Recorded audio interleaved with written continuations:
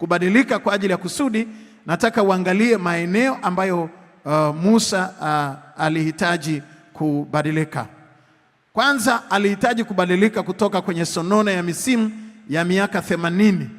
Amekuwa na misimu mingi ya miaka 80 na alihitaji kutoka katika hiyo sonona. Kitu cha kwanza ambacho ninakuomba tafadhali, lazima uone umuhimu wa kutoka kwenye sonona. Yaani hilo la msingi sana. Una sonona gani? Ya hasara, ya balaa, mkosi, kupoteza, misiba, kuonewa, kudhulumiwa. Una sonona gani? Una sonona binafsi, lakini una sonona za kitaifa.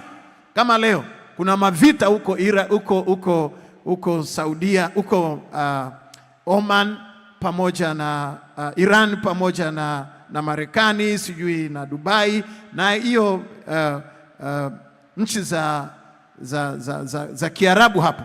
Sasa haya ni majanga ya kawaida. Kama nchi inawezekana ukapita mahali kama ukapita kwa sonona, kama wale ndugu zetu tuliokwenda kuwachukua Dubai tukawapelekea ndege kuwarudisha nyumbani, wameacha vitu vyao, wana sonona. Hiyo ni sonona ambayo sio ya binafsi.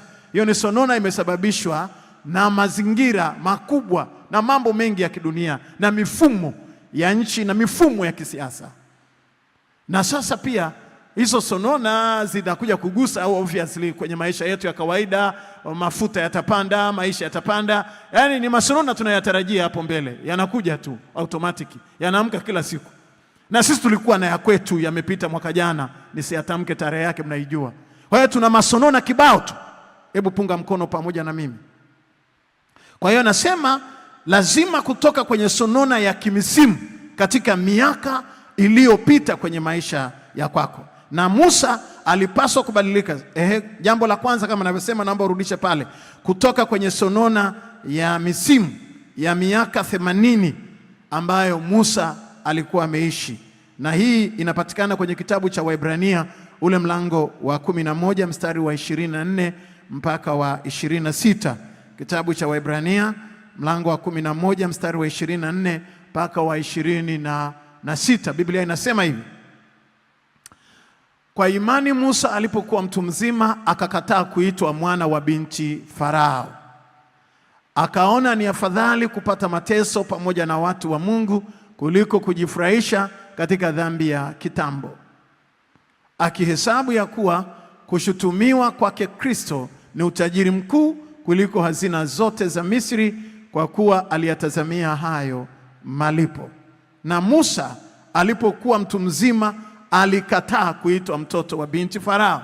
You know why? Kwa sababu mama yake alimtupa mtoni, akaokotwa na binti Farao. Binti Farao akamuita Musa. Hili jina la Musa alipewa na huyo binti Farao. Sema anamuita mwanangu Musa kwa sababu nimemuokota kutoka majini. Akamlelea, akamtunza. Akaishi nyumbani kwa Farao. Akasoma elimu ya Kimisri. Akaishi nyumbani kwa Farao miaka 40. Lakini alipofika umri wa miaka 40, Biblia inasema Musa alipokuwa mtu mzima akakataa kuitwa binti Farao. Anaanza changes. Anakataa kuitwa binti Farao na kubadilisha fikra hasi za mfumo wa kimalezi na majeraha ya ndani ya ukatili wa malezi. Nitarudia tena. Alianza kubadilisha fikra hasi za mfumo wa kimalezi na majeraha ya ndani ya ukatili wa malezi. Na hichi kilikuwa ndio kiatu chake cha kwanza. Kiatu cha kwanza Mungu alivyomwambia Musa, vua viatu vyako. Moja ya kiatu alichokuwa nacho cha kwanza kabisa ni hiyo sonona ya msimu. Kiatu cha kwanza ilikuwa ni sonona ya kimsimu. Na sonona hii ilikuwa ni habari ya malezi. Ana majeraha ya ndani, kwamba ni kama vile mtu ambaye ana familia mbili, ana baba yake na mama yake, lakini pia baba na mama walioshindwa kumprotect wakamtupa mtoni. Kama ni watoto wa sasa hivi wanasema amefanyiwa ukatili. Amefanyiwa ukatili kwa kurushwa na kutupwa mtoni. Kwa hiyo ni kama mikono ya mama yake haikumuonea huruma. Hiyo ni sonona ya kimsimu. Alikuwa na right ya kuishi. Alikuwa na right ya kupendwa.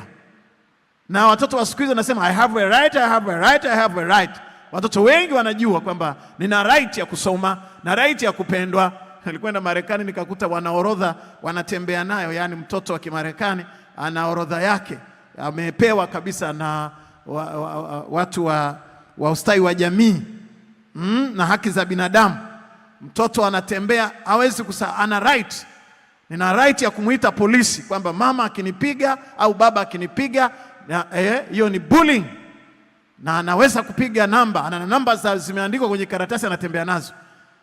na mama mmoja wa Kiafrika kamwasha mtoto wake, kitoto kikatoka hapo nje, kikapiga simu, kinapiga simu kinasema naonewa, nadhulumiwa, simtaki mama yangu. Anasema nina right ya kuwakataa wazazi wangu, na right ya kutoka nje, na right ya kutembea, na right ya kutoka, na right ya kuchagua kitu nachokula.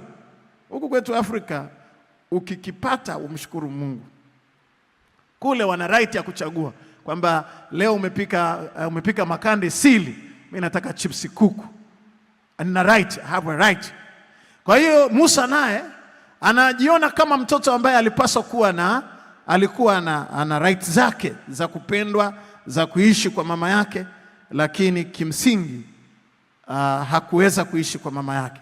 Akalelewa kwa binti Farao. Lakini alivyokuwa pia nako kunamletea sonona. Anasema no, mimi sio wa nyumba hii na sitaki kuitwa kwa jina la binti Farao. Akakataa. Ni sonona. Hizi ni sonona. Wapendwa, ni misimu. Nilisema msimu ni mifupi, maisha ni marefu. Life is longer than a season. Season is very short. Na Musa akasema nakataa kuitwa. Na hichi kilikuwa ni kiatu cha kwanza cha kubadilika kutoka kwenye sonona. Na hapa nitasema sana kwa sababu kiatu hiki ambacho Mungu anasema vua viatu vyako, maana sasa unaenda kwenye kusudi, kwenye reason. Kiatu ambacho kinawatesa wengi ni sonona, na Mungu akusaidie uweze kuvua hicho kiatu. Na unaweza kuangalia kwenye reflection yetu hapa ukaona namna ambavyo Mungu anasema maeneo ambayo Musa alihitaji kubadilika kutoka kwenye sonona ya misimu ya miaka 80 na kubadilisha fikra hasi za mfumo wa kimalezi na majeraha ya ndani ya ukatili wa malezi. Kubadilika kutoka kwenye sonona ya ndani.